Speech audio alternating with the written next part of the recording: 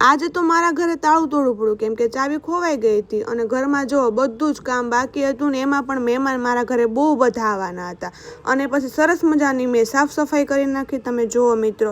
અને મહેમાન આવે તો શાકભાજી તો બધું લેવા જવું જ પડે ને કેમ કે બધાનું જમવાનું પણ બનાવવાનું હતું.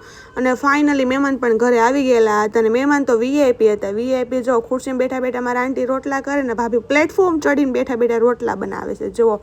અને બધા જ સાથે કામ કરવા લાગ્યા કેમ કે બધા સાથે સાથ સહકાર આપે તો જલ્દી જલ્દી બની જાય ને જલ્દી જલ્દી બધા સાથે જમવા બેસી જાય તો મજા મજા જ આવે. જો બધા કેવા મહેનત કરશે, બધાએ જ સાથે મહેનત કરીને ડુંગળી કાપતા હતા ને તો બધા આંખમાં જો આંસુડા આવી ગયા. મારા આંખમાં જો ગતું બધા જો કેવા આંસુડા જાય.